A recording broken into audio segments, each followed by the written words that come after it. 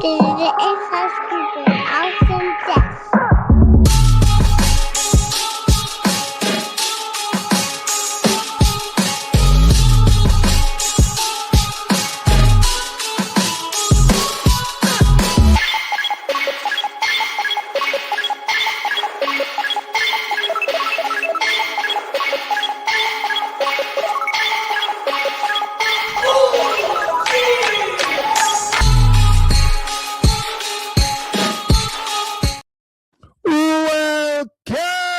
Welcome, everybody, to another episode of Inside Scoop with Alex and Jeff. I'm Alex Dingman. I am Jeff Doss, and man, we are so excited to see everyone in the comments. Get in there, the comment section right now, and we're excited to interact and see everybody. What's up, Will? We are pumped for this episode. As you know what's up, Sam?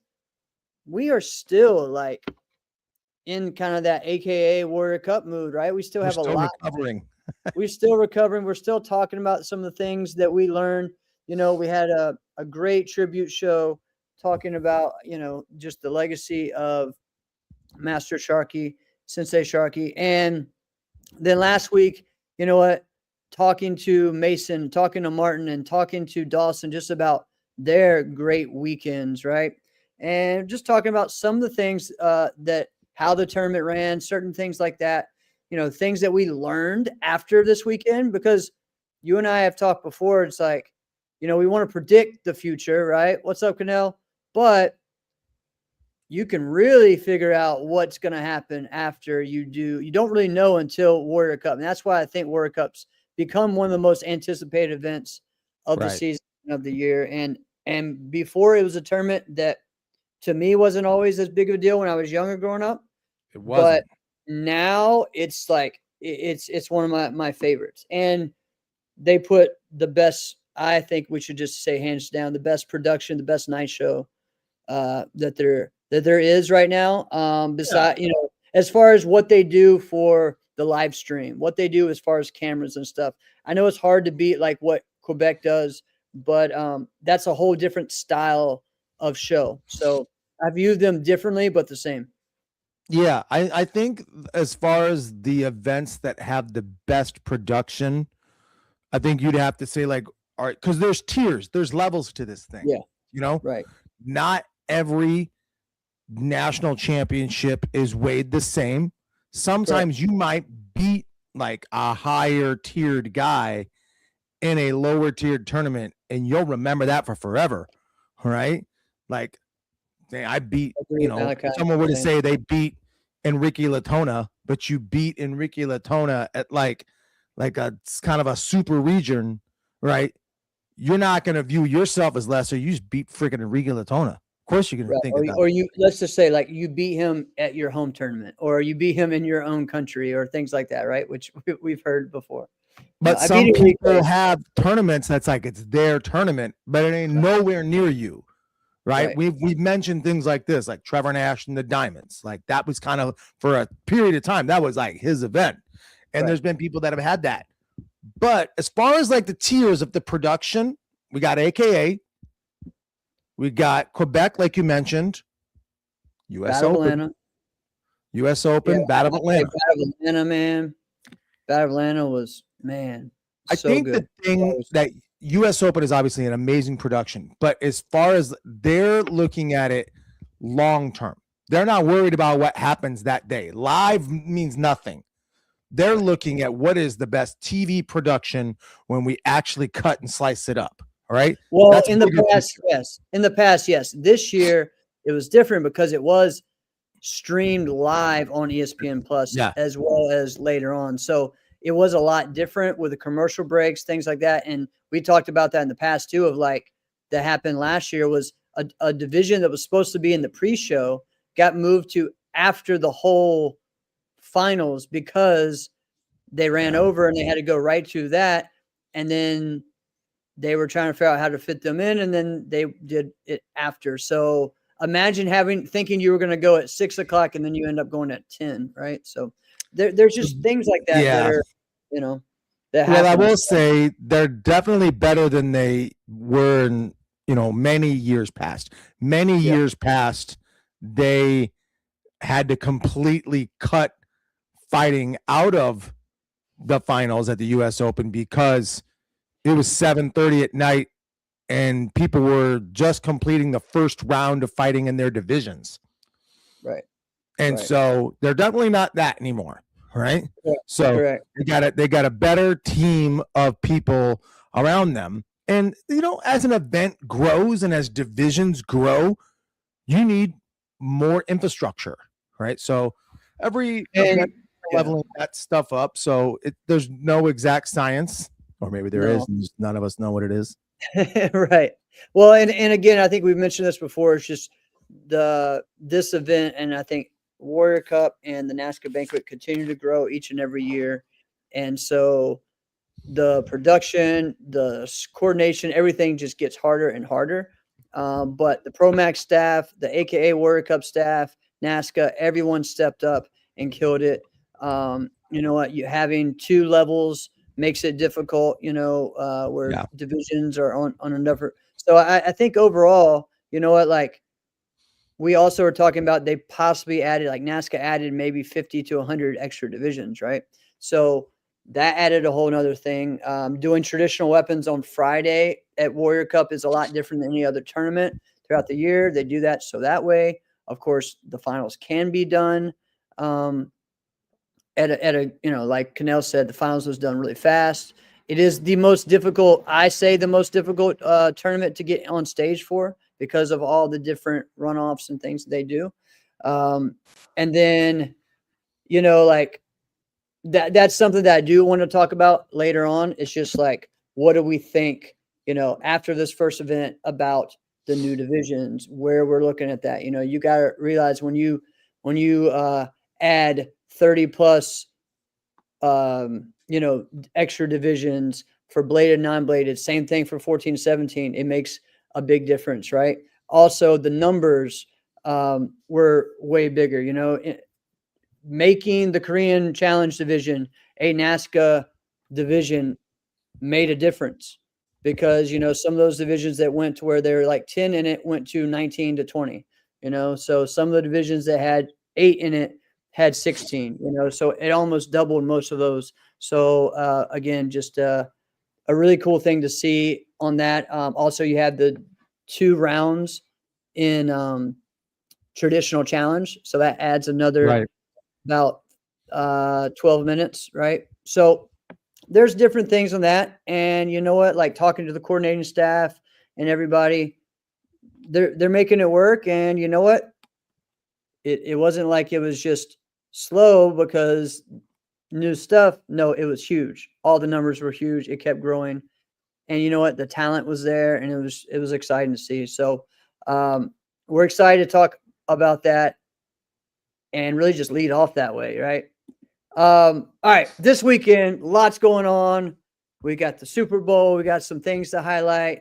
I'll share what I did yesterday as well, but let's go ahead and give a shout out to some of our own, and that is Justin Ortiz and Juliana for being in that halftime show, and also even they were a part of all kinds of stuff. Like they were a part of like pregame things with Pepsi and doing all kinds of stuff. So it's so free. Congrats. What I love about it is that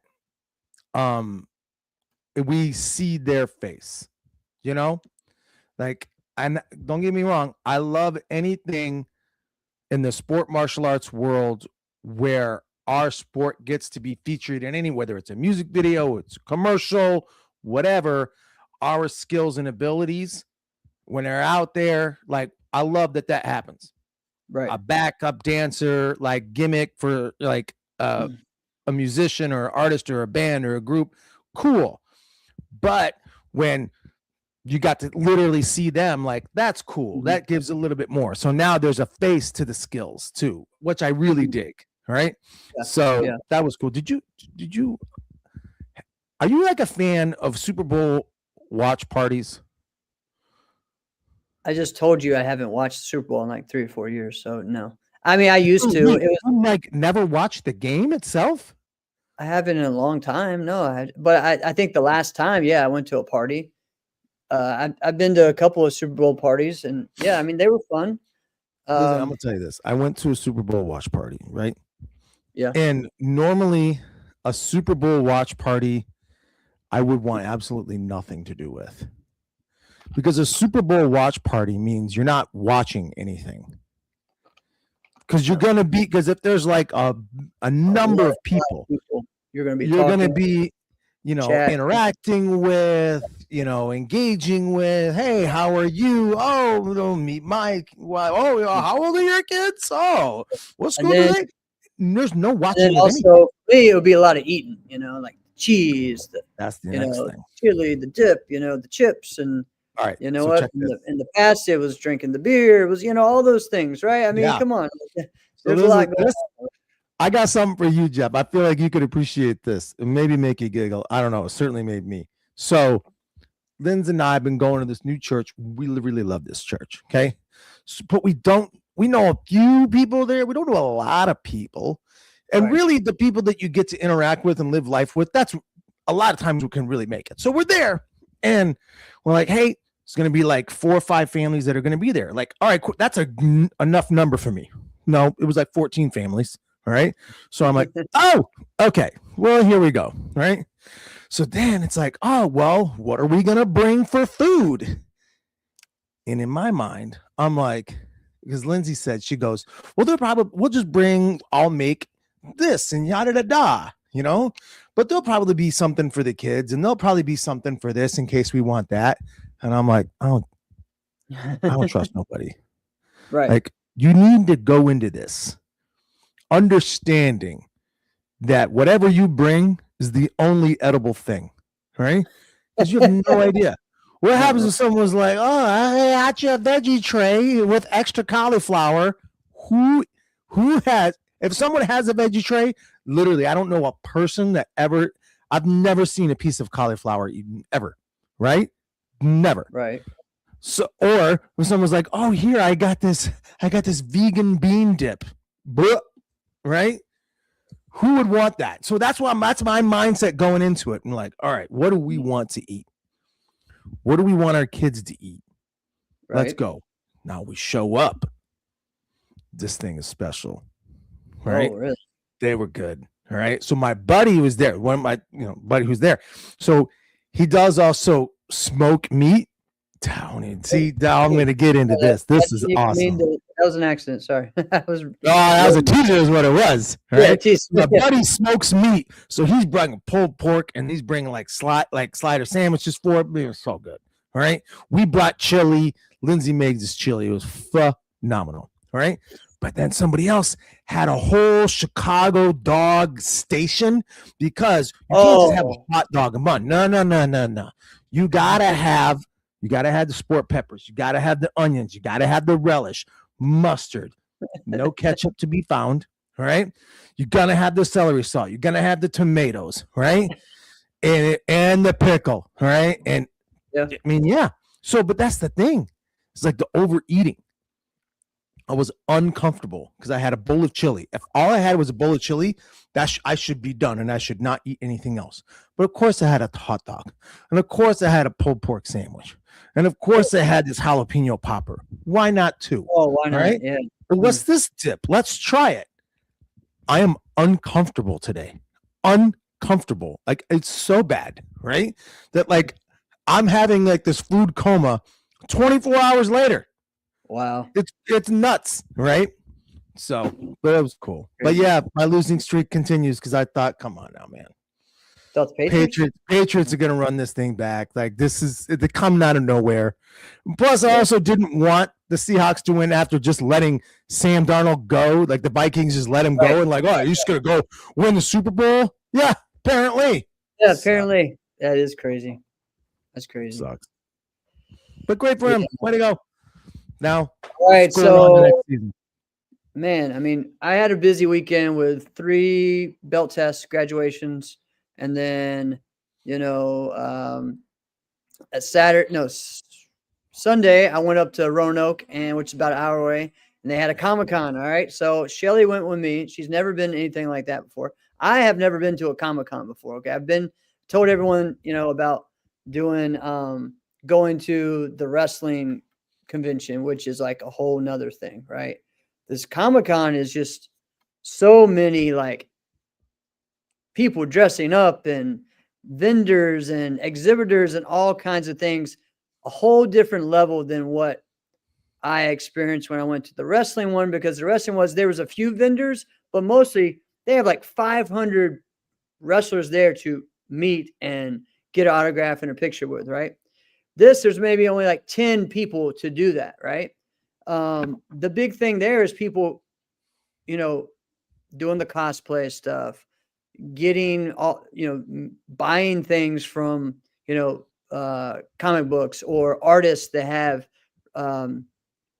different sketches, or, there's a lot of people that are comic book writers that were there that had their own, and people were excited to meet them, but, or even purchase, their new things that they're doing and all kinds of stuff. You had people there that have like 3D printers of, like the actual Ninja Turtle head that you could get and put on your head, like things like that. Right. It was wild. All right. It was cool. It was a little weird. The funny thing to me was just, all right, so like, this big convention center has, Sunday, right? So their event started at 11. The people that have the side, Elevation Church, right? Like they have a satellite program at that arena. So they're all coming out as these crazy, like people with like dressing up from horror movies and stuff for coming in. It was just a crazy mix of, what I'm saying? So I just thought that was funny. But what was the oddest like costume that you saw, or maybe like the most interesting? Like, I don't know any of these things because I don't watch any of the stuff. I'm not into the video games. I'm not into any of that, right? So there were people. There was this person like walking on all fours, literally walking on all fours, and it had his head. It was like some evil, I don't know, man. And it freaked me out the whole time. Yeah.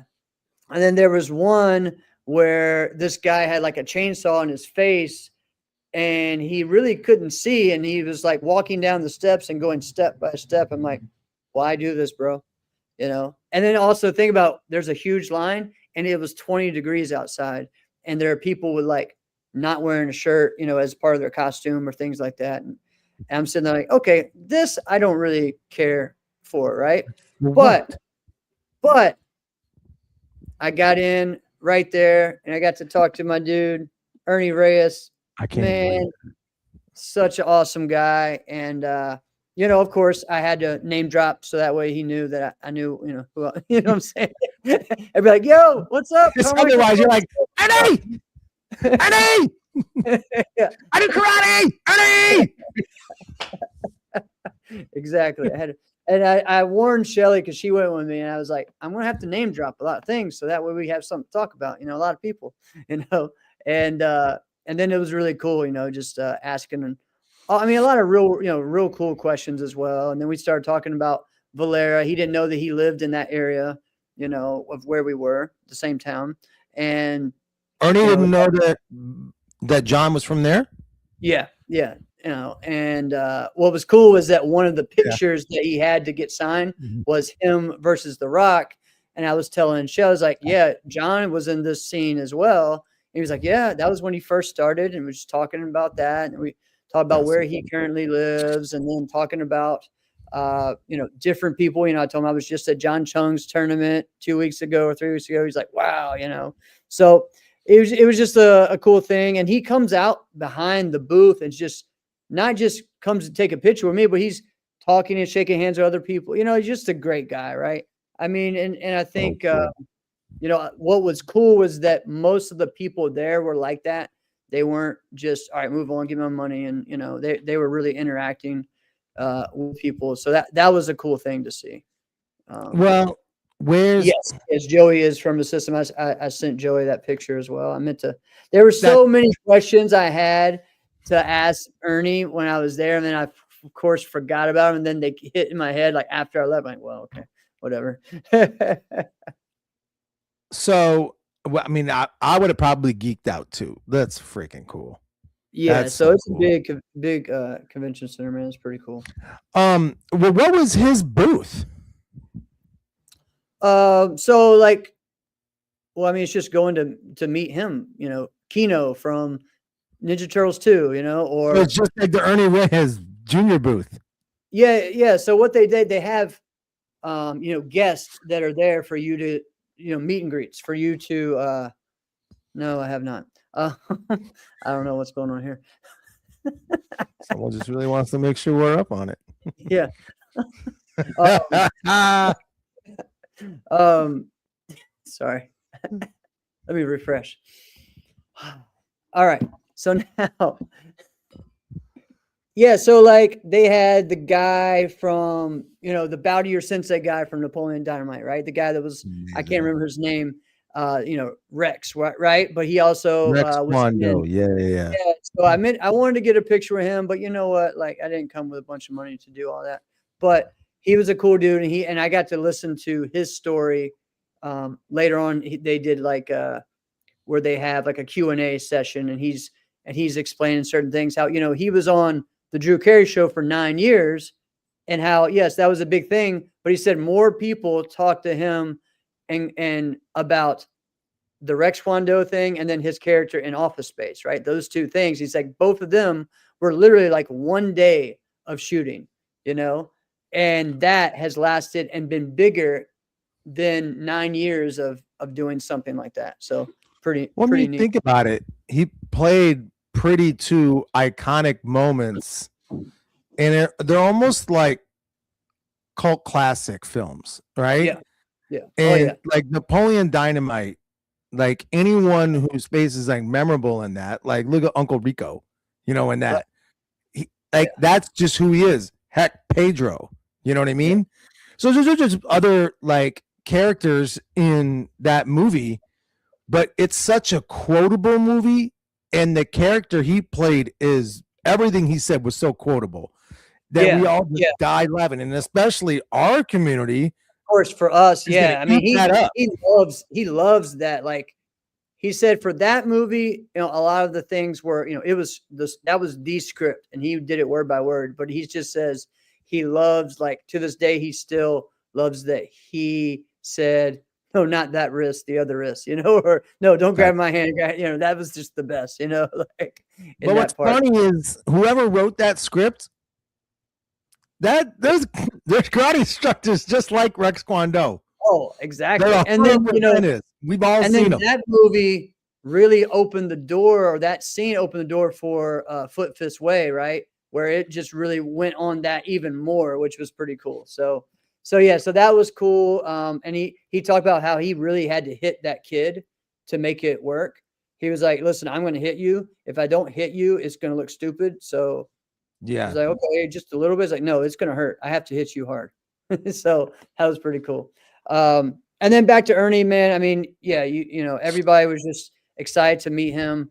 You also had the booth next to him was the lady that played April O'Neil in the first Teenage Mutant Ninja Turtle movie, and That's cool. they did a lot of cool things like that. They had Tony Atlas and Hacksaw Jim Duggan down there. They had all kinds of different people. So, yeah, it was definitely interesting. I got some cool artwork that I'll be letting everybody see. And I didn't bring my, it's still at the house, but next week I'll show my the autograph I got, where it was the picture from Surf Ninjas, and of course, what did he sign it with? Yo, He signed it Quan Su, dude. no. Yeah. Okay, so listen to this. Time the heck out. Okay. So when the movie came out, okay, Yes. I don't know, 11, probably something like that. Yeah, because it was what, 92 maybe. Right. Yeah. So yeah. So then they were at the Diamonds that year. Yeah. Ernie Senior and Junior. All right. Carmichael and I were talking about this. All right. Right. And I paid, I'll never forget, man. I paid $5, all right, to do that. And I was like, Dad, I don't care. Take everything out of my savings account. I want a pair of Atomics shoes. I want a bow, and I want an autograph with the Surf Ninjas. right? And I got one with them both. Where is that now? No freaking clue. Yeah, no freaking clue. Yeah, That's like you had said. So Shelly and I both were like, okay, we're gonna get some things, and we are really going to frame them and put them up either at the school or at our yes. house. And so there were some cool things that we found. And that part was fun, right? There's just some really talented people there. I got this really cool artwork of Casey Jones fighting Raphael. And and it's pretty sick. So I'm like, all right, this is gonna go in the bathroom at the dojo or something like that. You know what I mean? So You know what's there- cool about so the it first was pretty movie that cool. they did is it was like the cinematography of it was like very dark, like not like dark feeling, like it was actually dark, right? Super. Yeah, there were not many bright It was colors like in they were just like, let's just film this at night and not have any light at all. We don't need any spotlights. We'll just do it raw. Like clearly we could tell. Yeah, it did. Yeah. It was crazy. So that was my weekend. That's what I did, and I came back home and then taught virtual lessons the rest of the night instead of watch Super Bowl. So, So I was trying to explain. So when I opened up that picture that you sent me with you and Ernie, I was in church. And I just happened to have my Bible app open, and I looked, I saw the text, and so she's sitting right next to me. She's like, "What is this? What is that?" And I'm like, my jaw's down. She's like, "Who is this?" And I'm like, I gotta tell you after church. I gotta tell you after. Yeah. So I'm trying to explain to her, and she wasn't quite getting it. So I ended up having to be like, "Let me show you. Let me show you. He's Keno. He's Keno, right?" He was the new rundown. And then she's like, "Oh," and then I realized like I'm geeking out as I'm telling her because her response is like, "Oh, that's pretty cool." Yeah. That was it. I mean, and I'm like, all right. There's Well, so many I other movies oversold and this. things he was in that was really like Red Sonja, like back in the day with Arnold Schwarzenegger, right? And then he was also in again Last Dragon, so many things. And then for some people, Sidekicks was a big deal. What was the one when he was like super little? Oh man. Yeah, that was Big Red Trouble in Sonja. Little China. Was he in that one? I don't remember him being in that one. Oh no. It was Last Emperor. Wasn't he in that one? No, he wasn't. That. You're thinking of thinking Red of Sonja. something. I'm close to something. Yeah, it's Red Sonja that he was in. All right, maybe that's what I'm thinking. Yeah, he was super little then. Yeah. Better iron these things out before we interview him. Yeah, I know. Hey, weren't you in? No. Next question, please. He's saying his dad was in that. Yeah. Okay, so maybe that's what maybe I'm messing that up though. But right. but you know what? Just to give him. See, I thought he was. He was little in Last Dragon, but he was even littler in the Red Sonja. Okay. Well, one of the things I was trying to explain to Lindsay about, and I was like, listen, his dad inherited this martial arts school in California, right? And then ended up taking this martial arts school and creating like a demo team. It was called the West Coast Demo Team.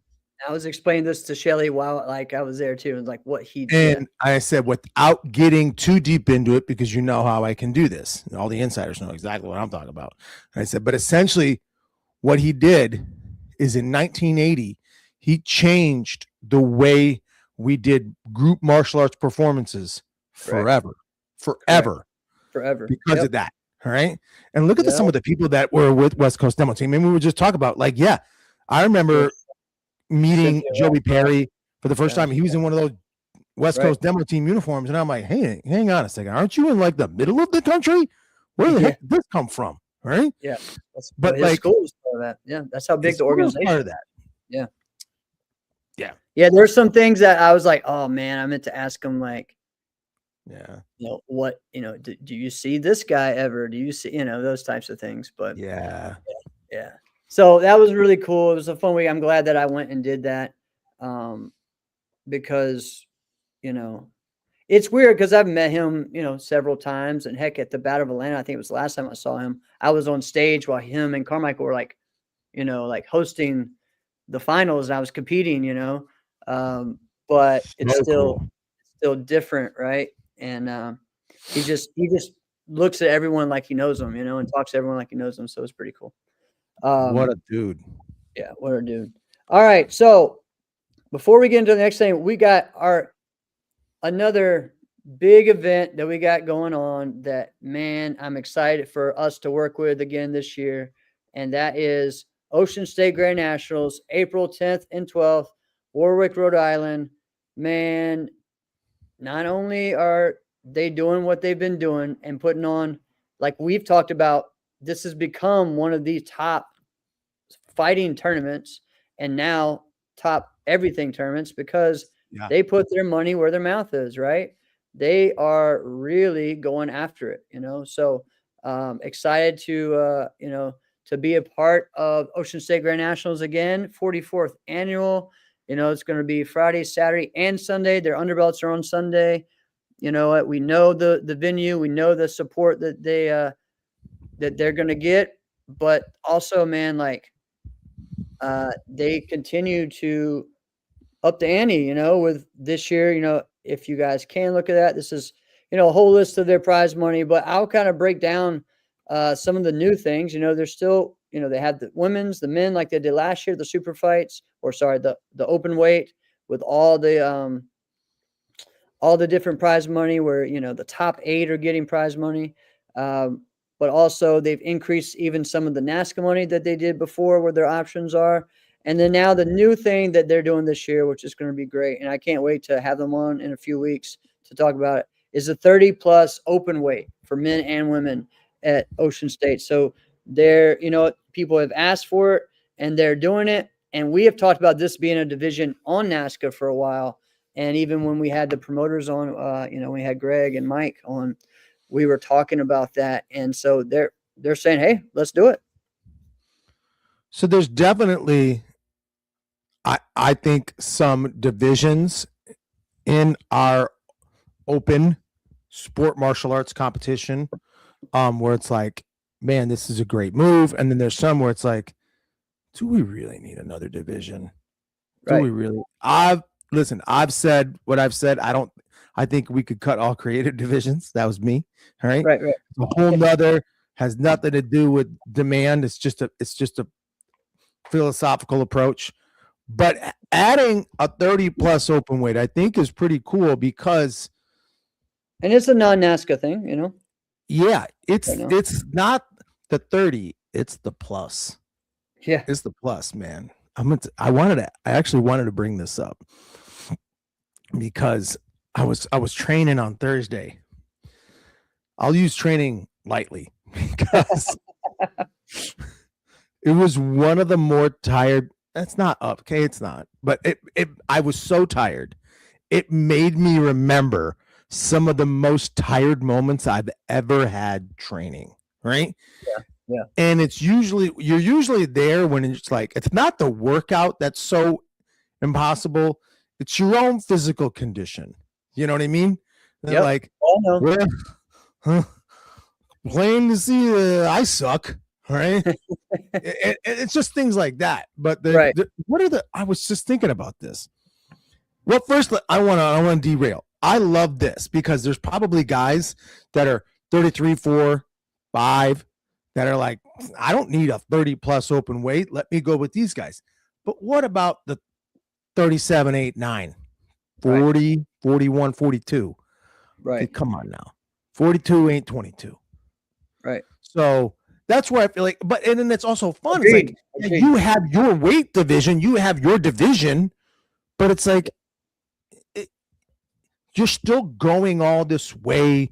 You want to have an opportunity. Have you got the energy to do more? Throw me a bone. We like to compete too, let's go for it. I always felt that was kind of interesting. That like for the 18 to 29 year olds at the time when the divisions were that, right? It wasn't 18 plus, it was just 18, 29. There was all these divisions they should do. And they should all stay like that. But then if you were 32 years old, you could do 3 divisions. Yeah. You could do a form, you could do a weapon, and you could fight. That was it. But if you were 29, you could do 8. And I'm like, hang on a minute. What? How is that right? Right. And then, they made a big change this year to make that, different. And it's like a chicken and the egg thing. Like, all right, but if there's nobody to pull from, for this division, then why are we having this division? We're having this division for nothing. Now, one of the things I think we should do, we as a community as a whole, is if you are starting a new division and you're not sure if this thing is going to take off, I think we could all agree something like a 30 plus open weight would take off. Yeah. But if you're not sure and you're going to allocate resources, it's like rings, like gear for like the ring and judges, which you're probably just going to put them in ring 7 anyway. So, but why not just go, hey, for this year, it's the first year we're doing this, we're going to split the prize money, where we're going to split the entry fee of this division down the middle. Winner gets half, we get half. Right. Yeah. No, I mean, yeah, I've kind of said that plenty of times with Korean Challenge. So, but it is what it is. But yeah, so excited to work with them. We're going to be sharing more and more each week, and we'll have them on in a few weeks, probably after we get through compete nationals and everything like that. So excited again to be a part of, Ocean State, and I'm going to be there as well. So it's going to be pretty awesome. All right. Well, and then real quick before we move off of that, Pedro's going to be what I look like. There. Pedro's going to be the celebrity martial artist there. So Pedro Xavier is going to be a fantastic one. Everybody should go. And I hope I have maybe in a couple of weeks some other news as well about something else that will be happening there. A couple things, actually. There's going to be a couple things. So we'll see if we can get that going or not too. So, but yeah. The way you just presented that sounded like it's going to be something special. Yeah, I hope so. All right. So we got lots of cool topics now. All right. Let's go back to what did we learn from Warrior Cup? I'm not going to be there, Drew. I have to stay home. All right. What did we learn after this first event? What's something that you noticed or have heard from the results, that made you think, and guys, chime in as well. What did you learn? Let's talk about maybe the new divisions, maybe who is going to step up, who's someone that's going to make a name for themselves, who's the best, whatever you want to say.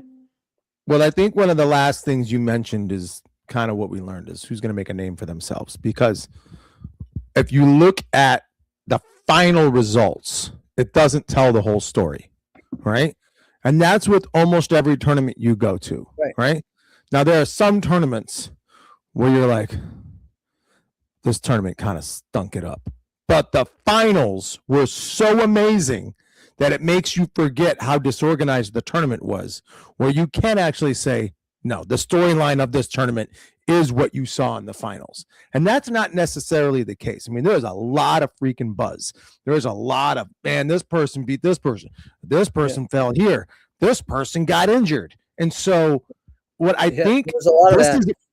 But this is the measuring stick, right? Yeah. From the fighting perspective, what I would think to do is like, how can I get a crack at Mason Bumba or any of the Corrali guys again? Where is he going to be? Because I want to see where he's going to be, and I want to fight where he's going to be.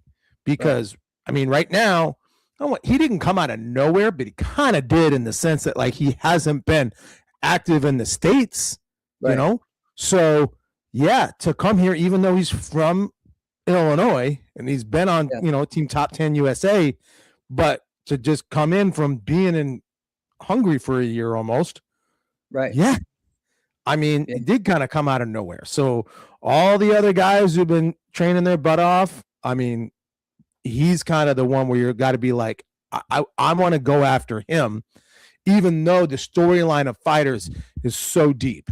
Because what were some of the other injuries? I think Avery got injured. Avery went down. His knee went down fighting Bailey. Kevin, just got his, I don't know, his nose, face. I mean, he got hit pretty bad. So those two happened like back to back. Like the medic was taking care of Kevin as Avery went down, and some people were like, "Come on, well, hurry up! Where's the man?" I'm like, well, they're actually over there Rending taking to a care of him, busted and yeah, face. it's just we need more than that. So that's something as well that sometimes you don't realize, you can't really always think about, or you don't realize it is going to happen. And yeah, you got to have several people on staff to make that work, especially with a big event like that, where the prize is that grand, right? Yeah. That was one of the things in there. I mean, I definitely think, seeing Mason come out, win the open weight, beat everybody, win his grand championship, and then go and then beat Enrique for the second time, So that's just like, wow. All right. He's on fire. He's ready. Again, you know what? Now he's going back, like we talked about last week, going back, training more with those guys and being ready. I agree there, Drew. His open traditional form was awesome. Mitchell Street. John Peliti was talking about 7x7 rings. Okay, so I guess explain a little bit more. Do you think that it was something that definitely was needed? What was a good thing, bad thing? I think definitely for Korean Challenge, we need to have us in those. I know that's tough. Maybe I think it was okay for the junior divisions, like the 13 under and stuff. They did all right.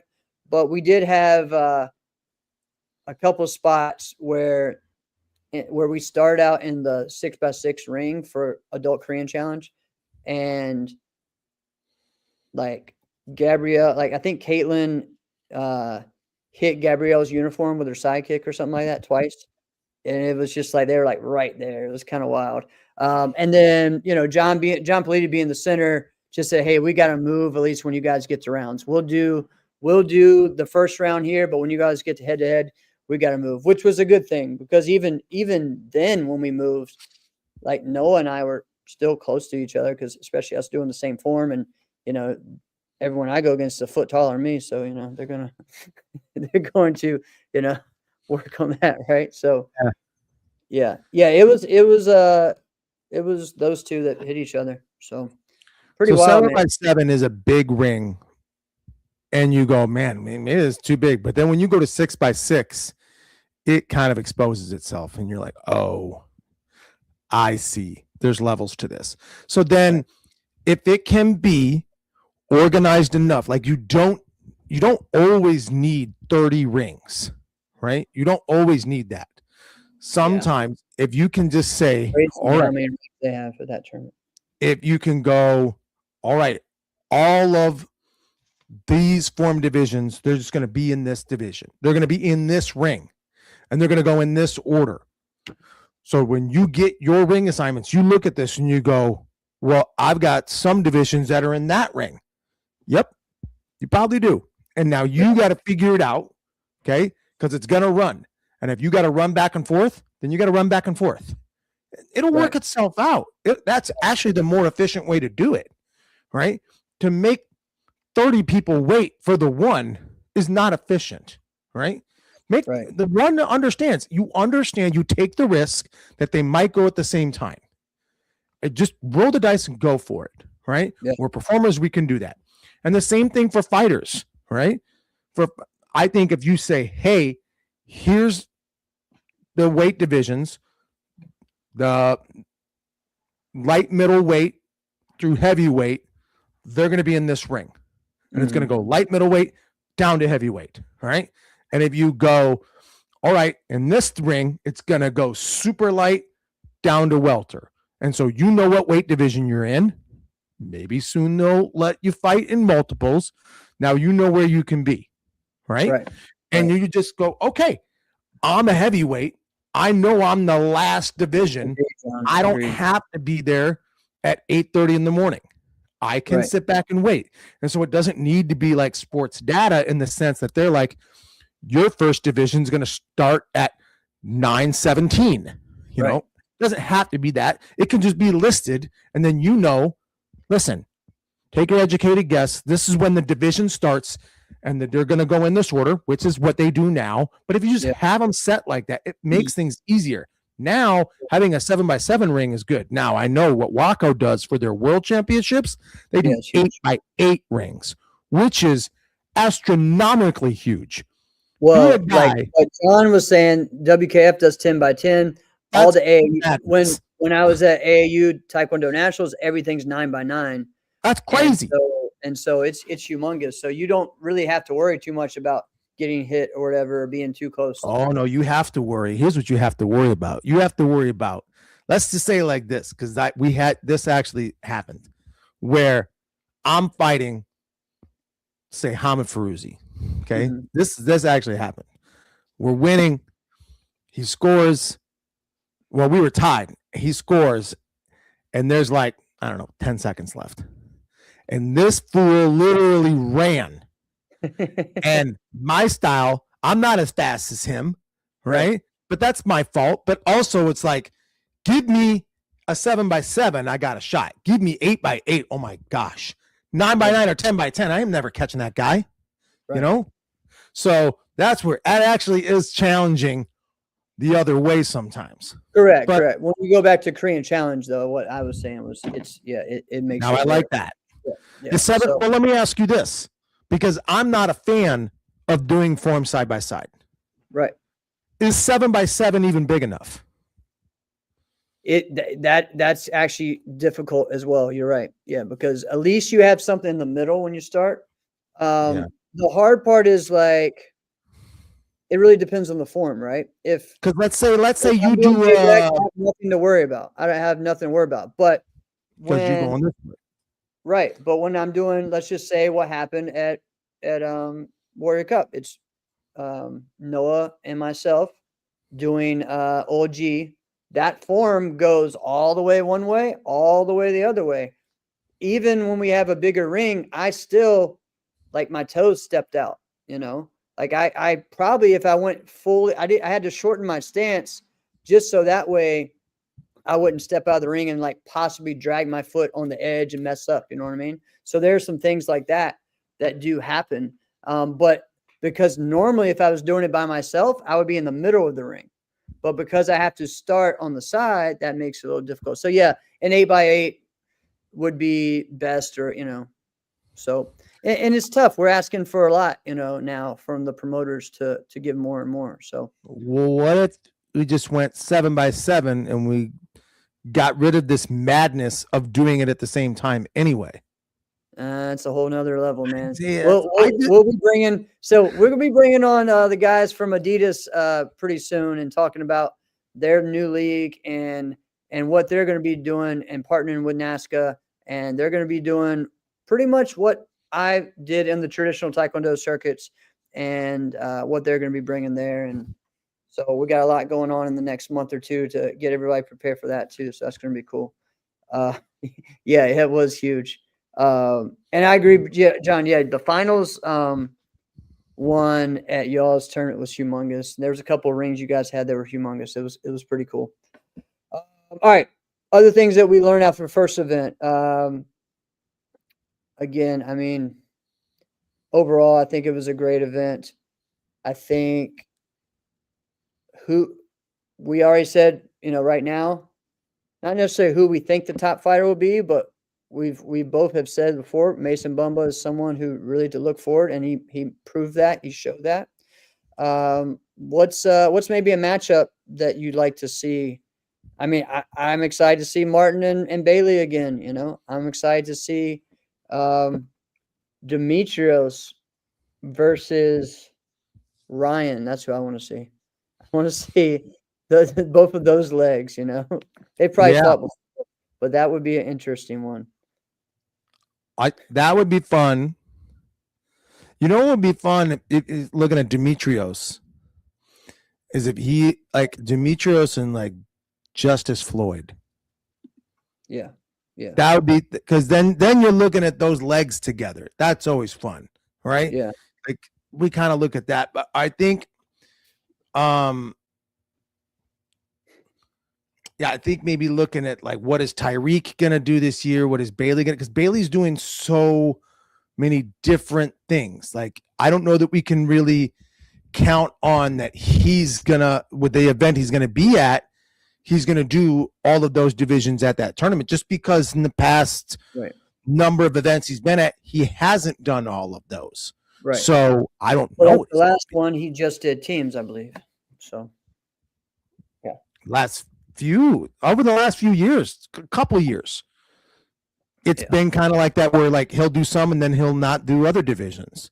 Yeah. You know what fighter I'm really interested to see, like, are they going to be the top heavyweight is Devin Hopper. Yeah. Yeah. This guy consistently levels up little by little by little. Hey, you're out again.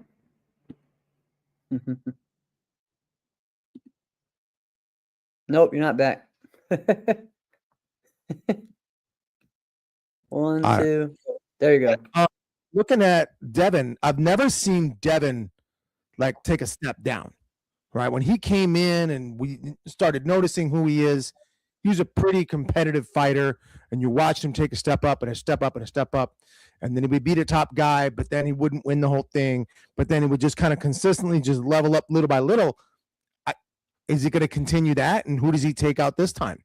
I mean, now his team can get crowded because now Christian Rivas is on that team too. Right. Who's going to be that guy? Right. Who's the heavyweight guy? Oh, and by the way, there's still Alex Mencius. That's still on the heavyweight side of things on that team. And let's not forget about Cam Dawson. So it gets crowded on Team JPM if you're a heavyweight. Right. Well, and honestly, you look at the other side of it, like at AKA, they did probably one of their lightest teams they've ever had, or at least in a while, like they had Enrique, they had Sebastian, and they had Alex, so that was a light group, and they have other ones they can put in there too. If you have, Joseph coming back to fight, there's lots of different ways for them to do that. So, and then you also now have Jason, who is another light fighter. So yeah, they can kind of go whichever way. So it's going to be exciting to see. Someone on the really light side of things, because I don't think they really had anybody else. Yeah.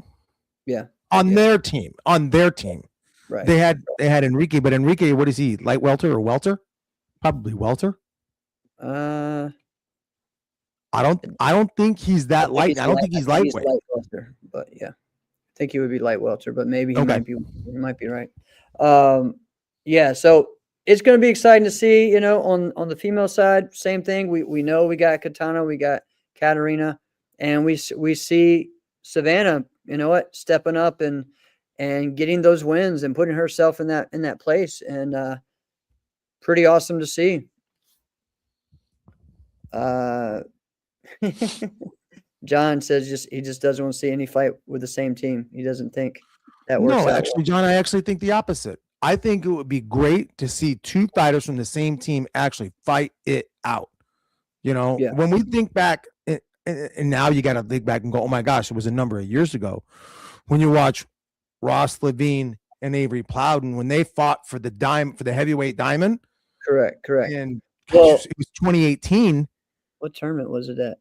I think also it was at Ocean State 2 years ago when it was Kevin and Bailey on the same team, and they went to the wire, for it, and it was a great fight, So yeah, same thing, So I think there is that. I do think that sometimes there are certain ones where there have been some ones where people weren't fighting as much, but you also think there's a style to a fight with some of these people too, right? When it becomes a very strategic fight, not just an all-out action fight, right? I mean, let's be honest. It is a strategic thing to beat someone like a Katarina. You have to be strategic. You have to, move a lot. You have to. Yeah, I mean, you were right in the middle of it, of like moving and moving and moving. I was. So it's one of those things. So I think it's not always, well, they're on the same team. No, it's they also are on the same team, which makes it harder because they see each other all the time. They know each other better. They're team fighting together. They coach each other very well. There's a lot of different things on that. But you know what though, Jeff? Because No, like you it's not. mentioned, like I know I was right in the middle of it. Like I was very stressed being the center referee because I'm like, I do not want to miss one call, right? They're working their tails off to be here. We're literally possibly talking about who's the best female fighter in the world right now.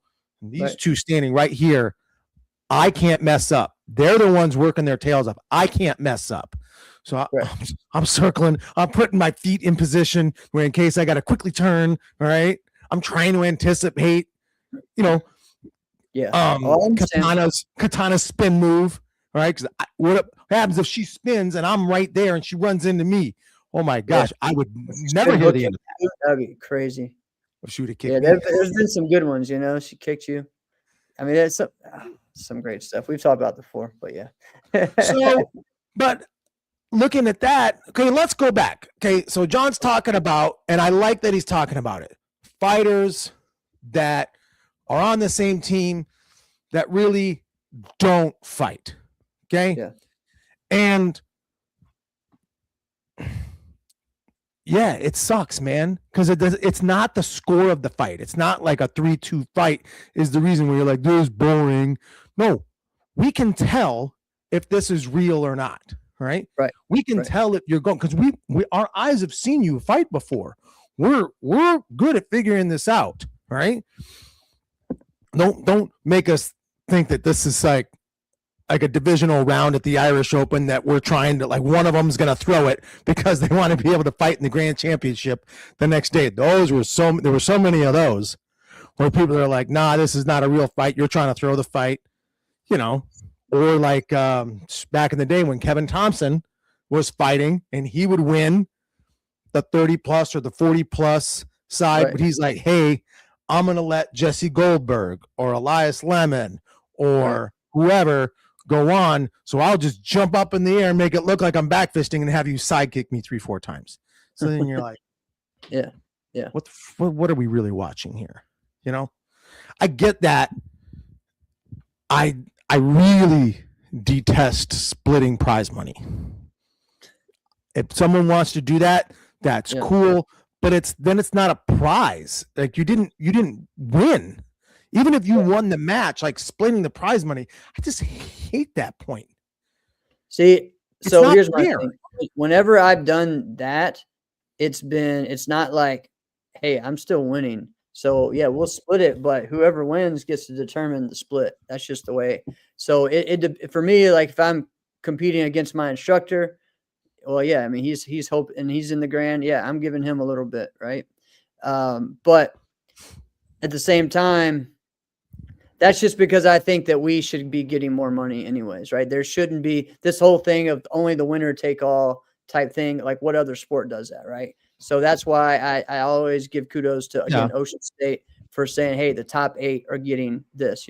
If you don't get in the top 65 in a golf tournament, not only are you cut, but you don't get any money. Okay, so you just spent all that money as a pro and you get nothing from that, right? Now they have sponsors and things that do that, but still.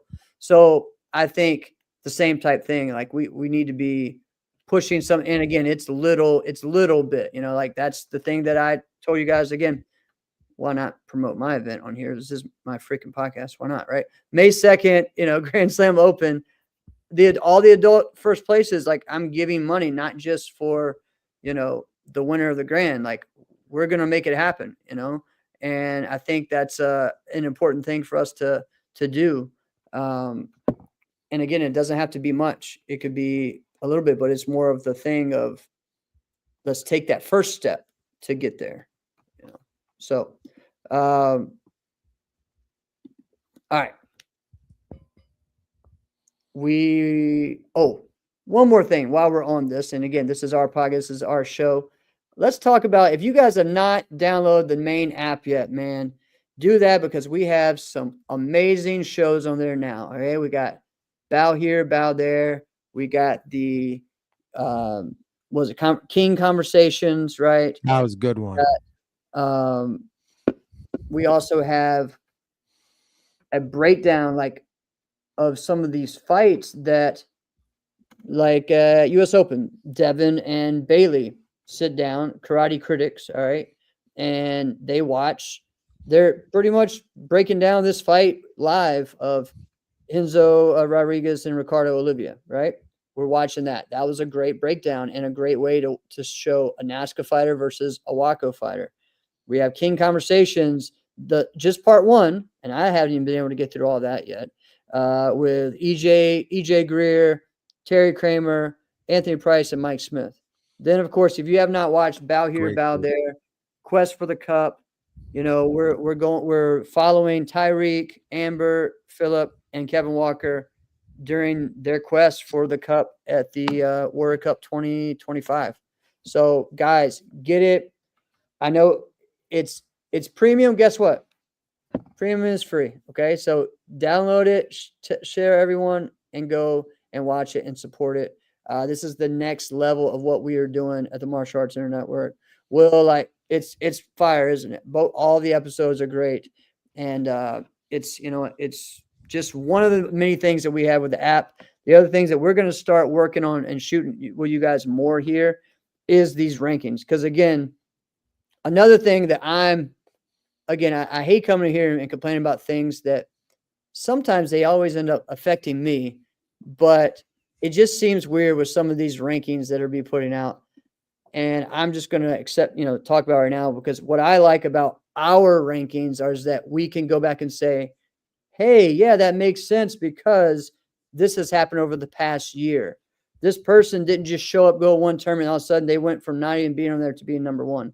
Makes no sense, right? Right. And Right. it's a computer. It's based on an algorithm, and it's there. It's not, hey, I need to go talk to this person, ask them why I'm not in the top 5 anymore after I won my division. And then also, guess what? A couple people that are on the top 5, I beat. So what are we doing here? And then you put a person who got 4th place in a division, which is the same division that I won, but the Japanese version. So what are we doing here, right? So how did I get after 3 years of being in the top 5 consistently? How did I get moved from number 3 or number 2 or number 3 to not even being on there when I won the Korean Challenge? Let's just go ahead. I'm just going out there, right? How does this make any sense? Doesn't make any sense. And again, I'm not the only one where this happens to. I'm going to go the other end last year. How was I number 1 in senior forums when I didn't even compete in senior forums? That doesn't make any sense. I did three tournaments last year at senior forums, and most of the time I was the number 1 senior forums guy. That had to piss a lot of other people up. How did that make sense? So it's interesting, right? Like, wait, what are we doing here? So, and again, we can go with, oh, well, you did the senior grand and you did the other one, so you can only be in one. Well, if that's the case, then that's not the true thing, because another person that is also competing in senior is in the top 5 now. So it's just kind of funny with all this, right? So I just, and again, it shouldn't be that, hey, I go to this one person and say, hey, why is this? Ranking shouldn't be that way. It shouldn't be controlled by one person, or it shouldn't be solely put on that one person. Like, they may not even have anything to do with it, but everyone thinks they do. That's not fair either to that person. And let's just say it, everyone thinks that the ISK rankings is just Jackson's rankings, right? No, they're not. Yeah, Joey, sorry. SK, they're sorry. They're not the SK zone rankings. They are the rankings. SK zone puts them out, but they're the ISK rankings. So which ones are we, like, either we need to know the committee, or we just need to say, hey, this is the system for it, because it's very confusing to people, especially when it doesn't make any sense, right? And it's I'll take it a step further. Not only should we know who are the people ranking, like who's doing the ranking, I think it's fair to be able to know what were their votes, because like you need to have some accountability. Right? Yeah. Well, and I think other people should be brought in, almost like a Hall of Fame. Like, you have the writers that vote for All-Star. You have, you have the players, you have coaches, those types of things. I think there's a way for us to do this. Well, like example, okay. I heard so many people talk about this. Now, I don't get into sports talk media that much anymore. Not like I used to years ago. I used to eat all of that up. The thing with sports talk media, you can like ignore it for 2 years and get fully caught up in a week. But anyway, but Right. let's just call it how it is, man. Bill Belichick did not make it into the Hall of Fame the first time. Right. We should know, like, hey, you're the voter.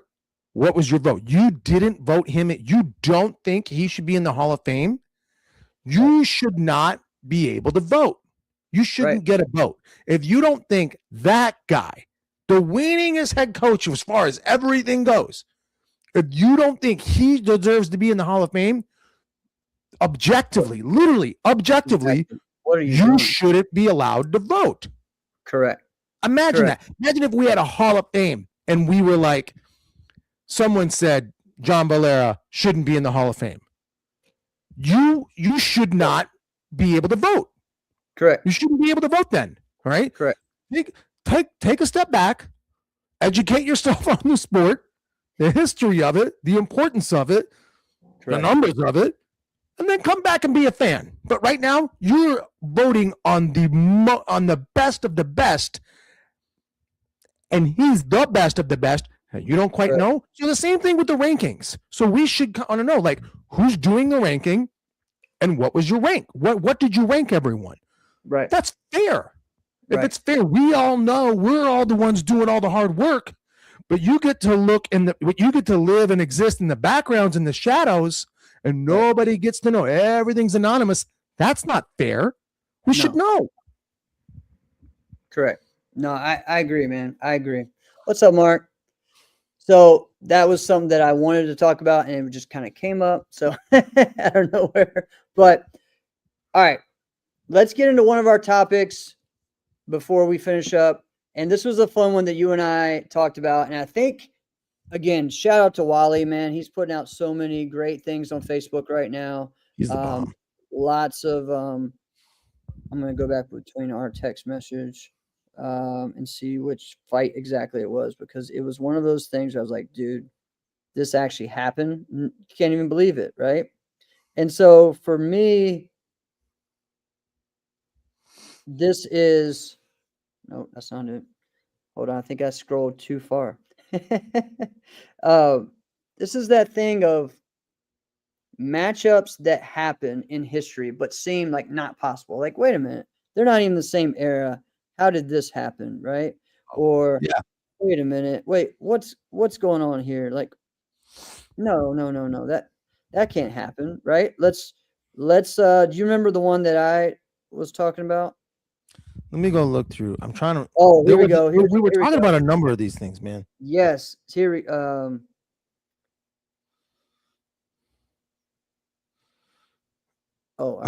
what is it? Yeah, was it what, Alex Lane and Gregorio DeLeo? Yes, there we go. Like Alex Lane and Gregorio DeLeo. Like, and this is what, 2005? 2005. Like, this fight actually happened. Like, it just didn't seem like, and again, maybe it happened multiple times, right?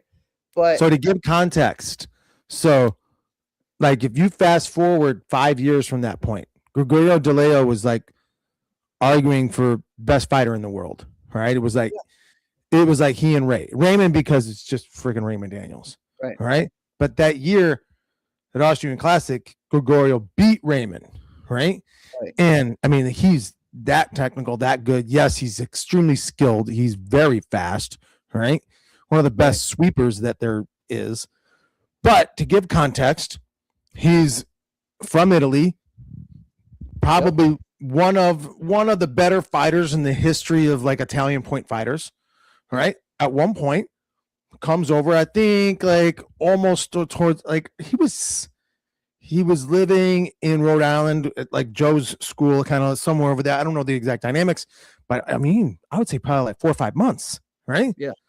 So he was, for a chunk of that season, he was here doing almost every event. And so but he had that jittery style. He had that bounce, that jittery style back and forth, which at the time we were like, we're too smooth for you, man. Like that stuff's not going to work. And he just hadn't figured out his cadence and his distancing yet. All right. He had all the skills that year. Alex Lane, actually, I think he won the Waco World Championships. All right. Yeah. And that was it. You're right. It's such an odd matchup to think about. Right. Like this happened, and it was a weird thing. It happened at the Battle of Atlanta. That's the perfect example of like that tournament was that year was so disorganized. It was crazy. Yeah. It was a hot mess. Right now, I will also give context that tournament. Jotty Tension was there, and it was. If you ignore the fact that Jotty Tension was there, the tournament was wide open. It was a bunch of guys, right, who were like really talented, really good, who could win. Jotty Tension was just better than all of us. No two ways about it. Jason Borelli was the only one that were like, okay, could he beat him? Yeah, anytime you get Jason Borelli in a tournament, of course, right? But this is the way it happened. This is the way it went down. The tournament's over, and there's a bunch of guys, just a bunch of us.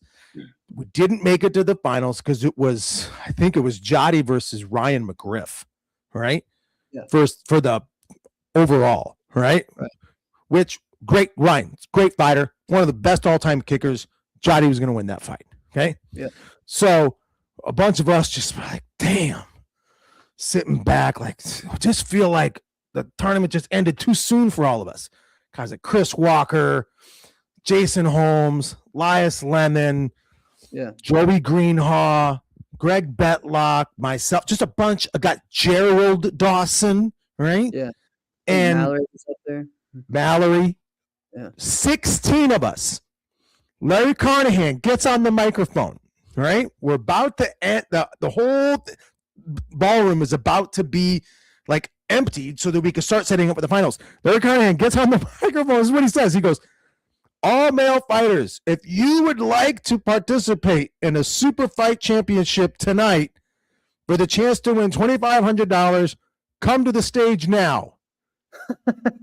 We all stopped and we looked at each other like, what did he just say? And he said it again because we were just standing around like, what did he say?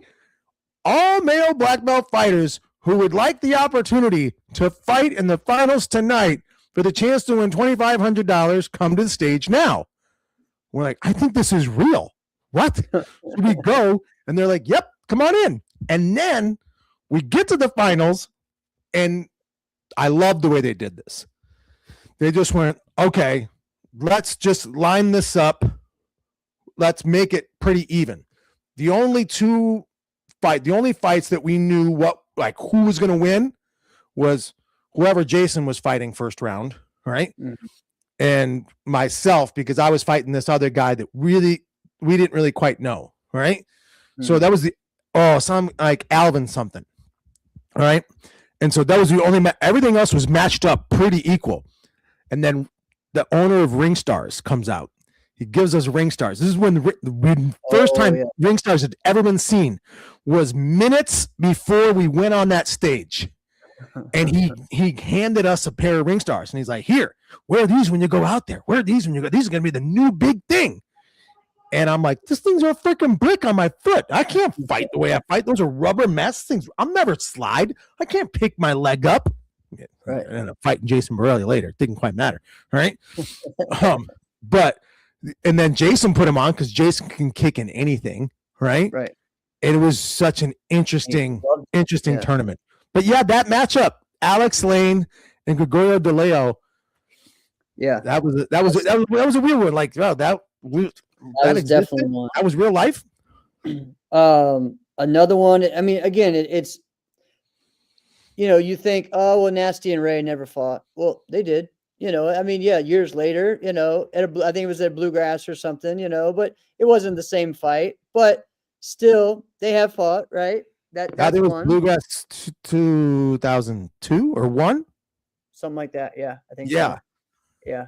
And one I always think of is Matt Winsper versus Akin Williams. Okay. This was at like the Twin Towers in like 97, 98. Matt Winsper from England, comes down and is training at Jerry Fontenez's school. Okay. For like a week. And he goes to the Twin Towers and him and Akin are fighting. And this fight is on YouTube and everybody needs to go and see it. It's an amazing fight. Akin versus Matt Winsper. And there's not many fights that we have of Matt Winsper, but just everyone, like, he's become this like legend, of European of this, because literally he came to Super Grands 98 and just whooped everybody's ass. All right. And we're talking about the Super Grands 98, where you have Damon, Raymond, Jason, all of these guys, Leo Creer, I mean, just everybody, and just amazing, just the talent that was there. So that's one. What was the other one? Oh, you said Brayon versus Dean Barry, right? That's one where you're like, wait, this really happened? Was that WKC? No, that was Amerikick. Oh, okay. All right. It was America. I think it was 2016. Yeah. 10 years ago. Oh my gosh. Right? Yeah, it was Amerikick. Brayon had just joined the Hayabusa team, and Dean Barry, oddly enough, was an all-star. Yeah. Because he was doing like top 10. It was on Jarrett's team, right? Right. And then Jarrett, Hugh, and Ray connected. So then technically, homeboy's an all-star, right? Right. That was a weird thing, right? So then they're fighting, and Brayon didn't quite know the level of Dean sweeping, right? And he got swept quite a few times. He got swept 3 times, but when you get swept 3 times in a match, it feels like you got swept 7. Yeah. And right. At least I'll give him credit. He didn't fall like I fell the first time I got swept. I got swept like a cartoon character. All 4s up in the air, kaboom, right back down on my lower back. That sucked. And even swept like that? Have I ever been swept like that? Yeah. I don't think so. I can't. Man, I don't recommend it. No, I mean, when I did WKU Pan Ams and I fought the guys from England and Germany, they were trying to sweep me the whole time, but they couldn't do it. So I felt good about that, but but yeah. There's a couple other ones, like, honestly, like the one I did in my turn where I had Carlos versus Cass. That's a fight that people are like, 2 completely different eras, right? Fought each other on stage. And that was really a cool fight to see. Just the, at that time, that was 2012. So that was right when, Cass had been in the adults for a while, but he was at that point of trying to make it to where he was the best heavyweight. That was what he was trying to prove against someone who had been that before, right? And was really in that range where he felt like, hey, I'm still in this age where I can still fight and whoop on people. So that was a fun one. There's one more that it's something similar to that. I just had it on tip of my tongue. You know who's probably like a great answer for like this person versus anybody is Jose Pacheco. Yes. If you really think about it, like Jose Pacheco. Oh, they did fight Kumite as well, Drew. You're right, because they fought that year as well after my tournament. Yeah. Jose Pacheco was so good and so unassuming that he wasn't really ever active for like an entire year doing like every event, right? So the ones he would pop in at, Bluegrass, compete, do here and there, like he would be like, oh yeah, that's right, man, Jose Pacheco's here, okay, you got to watch out for him. And then he'd fight somebody like, say, like Justice Lawrence, which I'm sure that matchup has probably happened a number of times, right? Yeah, it did. And you're like, oh man, I'm glad I got to watch this, right? That's exciting, Well, like things like that. Jose Pacheco wins the 2000 Bluegrass, Yeah. beating Jason Borelli, beating all Yep. these guys, you know, Yeah. beating what, Renee? I think he beat Renee. It's like He beat, wild. I think I know Renee was in he would the have had to beat. Here's a wild one, because think about it, Jose Pacheco won. He won the gold watch, which means he won the whole thing. He had to beat Nasty Anderson that weekend. Yeah. So I mean, I know. And I just realized it right now. That matchup had to have happened. I missed it. Oh, dang. Unless Wally's got that one. That would be cool. That would be cool. Another one was, and again, I was talking about this, and I was like, oh, I remember that tournament. It was a local tournament, like in North Carolina. And it probably happened more than this time. But to me, Jay Bell in 97 was kind of at the end of his, I mean, let's again remember, we have video of him fighting like 1980, 92, 81, 82 at the US Open. 97 fighting Brian Plimple, and you're talking about two of the best in that North Carolina, South Carolina ever of all time. And one is really ready to break out to be the best but he's still kind of not there yet. And you have the legend be like, hey, this is still my, and those guys, Broad, man, they went all over the school. That was wild. And, I think certain fights like that just always just, and again, like Sean Elliott versus Jotty Tension, at Junior Internationals. At that point, people were like, wait, what? Cool. Because Jotty was, or Harry Carter versus Jotty Tension, and those fights that happened at Junior Internationals those guys, Sean and Harry, they won that tournament, man, over high level people in NBL and NASCA. It was like their event, and they it was really cool to see like those types of matchups, right, that you didn't always see. And then even like Calvin Cross, who was the number one heavyweight in NBL for like 3 years running from Texas, fighting Gerald Dawson, at June who was the number one NASCA guy. Like you just didn't see those often, right? So pretty cool. And I feel like anytime someone like Chris McBride showed up anywhere, it was like that, just because he fought in every freaking circuit. He could fight anywhere. And yeah. Yeah, another person like that makes me, once I started thinking about the Jose Pacheco one, is pretty much anytime Jesse Ray fought. So because if you say like, all right, it's 2009, Jesse Ray versus, and you picture Jesse now as this phenomenal coach who's has a culture of just fantastic martial arts competitors, that to think of him fighting at that level, Jesse beat me, and I just got my leg out of a cast not that long ago, but I wanted to fight because I'm like, it was my kicking leg, my right leg, so I'm like, this leg is gonna fly, right? Yeah. And in comparison, it did, because before going in that cast, I really wasn't that great as a kicker anymore. I came out of that cast, and my foot's doing all of this, right? And yeah, he beat me, and I'm like, oh my gosh, I strike myself and go back to, dang it, that's right, we fought each other, right? That was a cool matchup. Yeah, EJ, yeah, you're right. EJ is one of those guys that fought forever, man, into the 2000s, and could beat anybody. A lot of those guys that were in the 18 plus divisions lost to him when he was, in his 40s. So let's speak on that. I watched that happen. EJ Greer was freaking ripped, like just completely cut up and jacked. I think he still is. I imagine that he probably is. And I believe he beat Elias Lemon, when I didn't I didn't really know that much about EJ.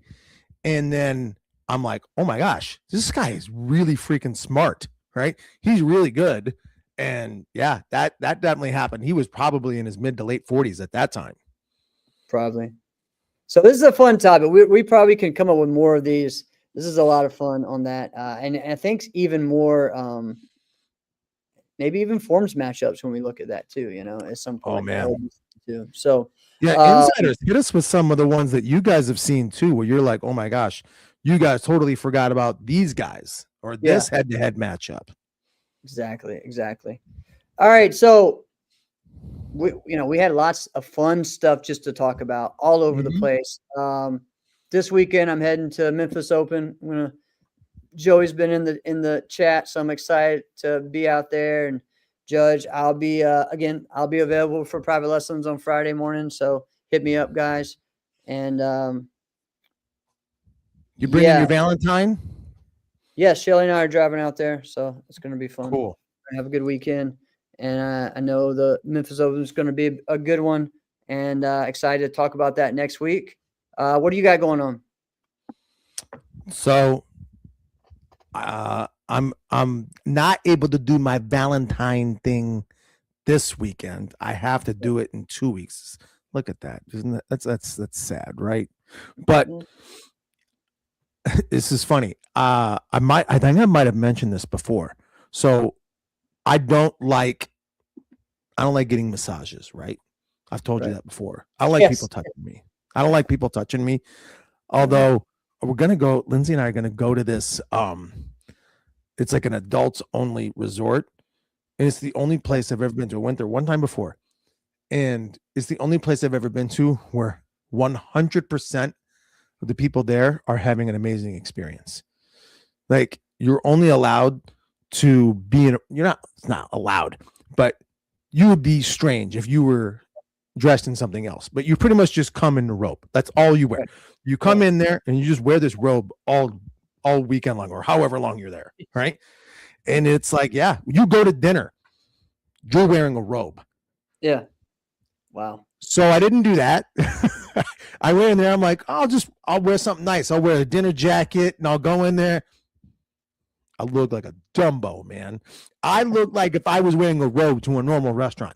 That's how much of an idiot I looked like, right? So it's going to be cool to go in there and just literally go in there wearing a hoodie and sweatpants, because it's not going to matter, because you're going to wear a robe all freaking weekend, right? Wow, what an experience. Cool. What an experience. Yeah. Awesome. Awesome, man. Well. Oh, whoa. And it's NBA All-Star weekend. Oh, geez. That's I right. get down with that. But they got to figure this whole, I'm going to tell you this, man. Maybe sport martial arts can give the NBA a little help here, right? Their whole format, they keep messing with this format.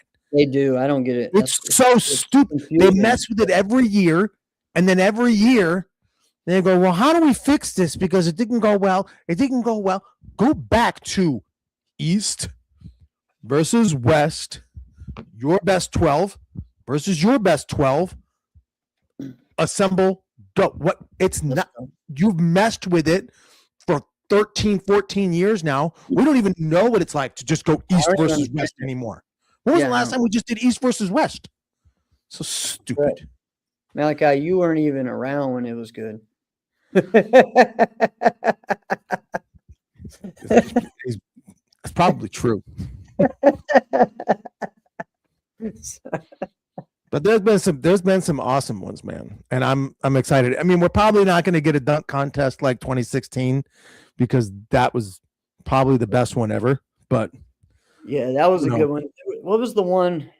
There was one where we were at Competes. I think it was 2005. That was a pretty good one. I remember that.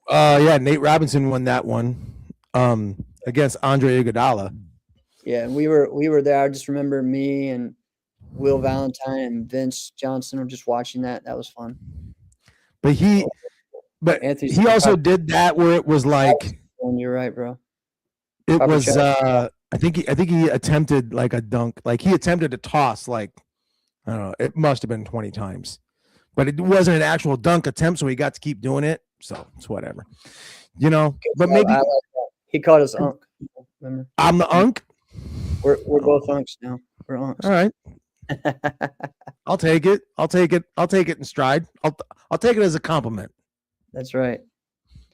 All right, guys. Well, thank you so much. And again, we'll be sharing more about Ocean States and more about everything going on. So thanks again to Ocean States being a part of our podcast here and sponsoring our show. And we'll see you guys soon. And we're gonna get to hear from the horse's mouth. They'll be on to talk about it too, so you guys will get it right from them, not this goofy Italian's perspective. This has been another episode of Inside Scoop with Alex and Jeff. I'm Alex Dingman. I'm Jeff Dawes. See you next week.